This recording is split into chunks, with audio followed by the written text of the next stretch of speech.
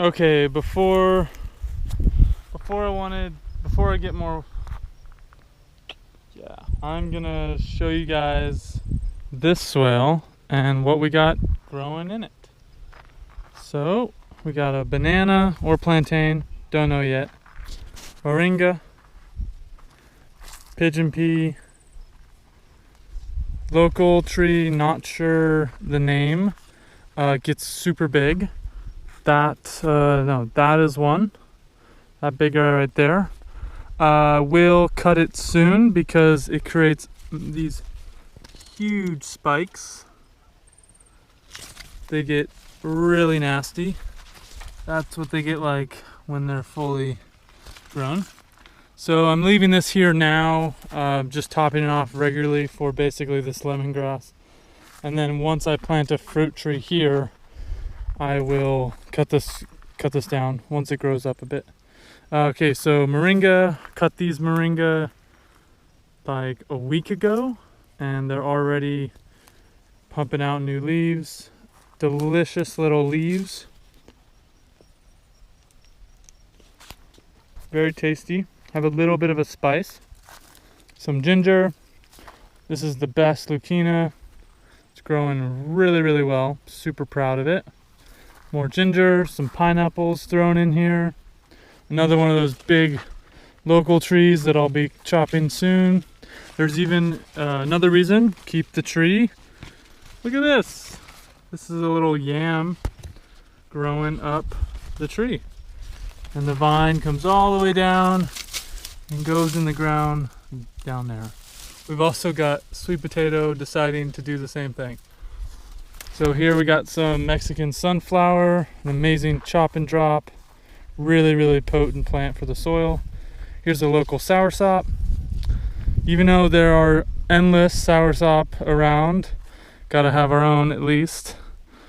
We'll see how well this one produces versus kind of the local unattended wilder varieties, or same variety, but the plants they don't look after this one as much. It's kind of like the Oregon wild apple. So here, pigeon pea, moringa. This one got topped as well, and it's doing so good. Not the best one, we're getting to that one. Here's our super proud of papaya. We are so grateful for the growth of this thing. When actually me and Kemi, my wife, planted this beautiful papaya, it was the size of my finger. Like the width, or the diameter, I mean.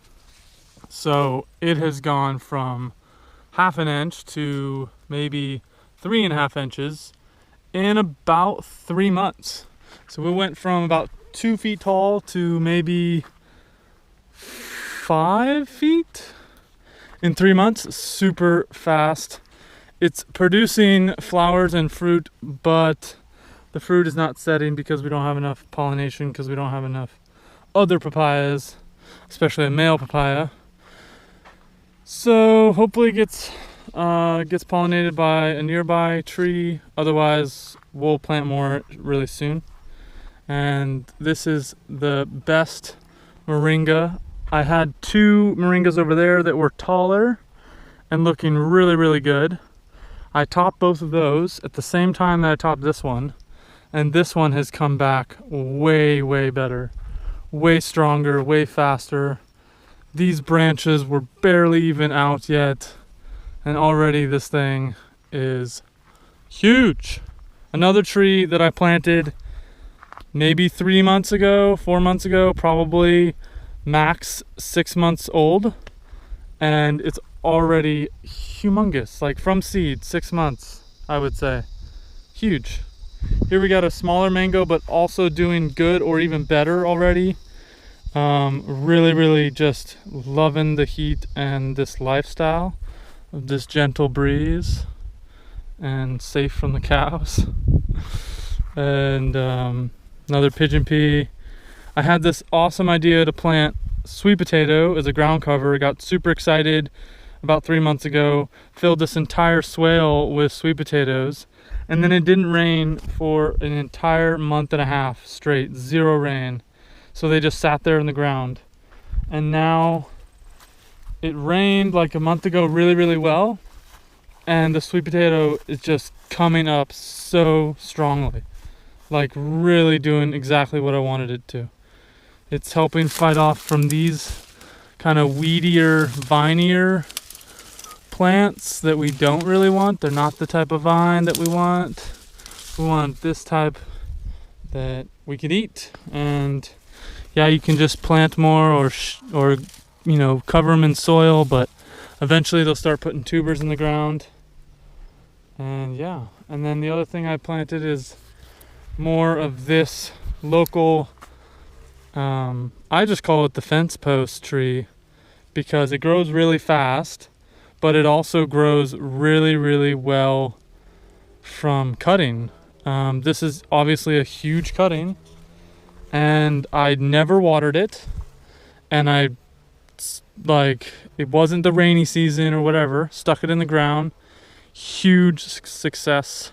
Look at all this growth. All of these sticks, like 90% of them are this type of tree, and only a few of them are actually surviving because the cows come and eat all of the fresh leaves.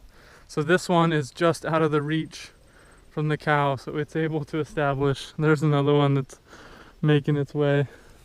But yeah, that's the other swale. There is 1, 2, 3, 4, 5, 6 like large size swale like this, so this design. And then there's 2 other small patches right now that are kind of more just like little raised beds. But this one is my favorite swale just because of the contour. It's really a nice contour line, and that's all, you know, just natural with the slope. So, and I just love the gradients of it all. It's got a wide back side, good for cover crops and other plants.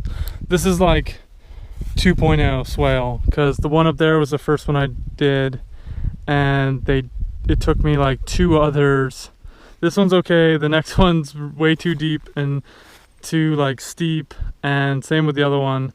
And then when I did this one, I was like, wait, I'm gonna try something else, and this worked way better. So it used to be my favorite section, now this is my favorite section, mainly because of this moringa and this papaya. They're just like the champions of the garden right now. They get the gold star, and given the perfect amount of shade to this mango. We got these pigeon peas. So this is my style of tropical farming, tropical garden food forestry. Yeah, and it's just a learning curve, you know. That's how it is, right? Like every day we spend more time in the garden, we learn something.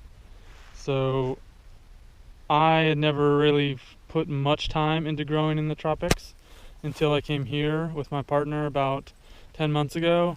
And since then I've been learning every day, spending as much time as I can in this garden and this food forest, and it's just growing so well. And it's quiet here. There's a small road there, but it's rarely used. Up there you get more noise from the town, but in here we have these big trees and we're lower. It's just quiet.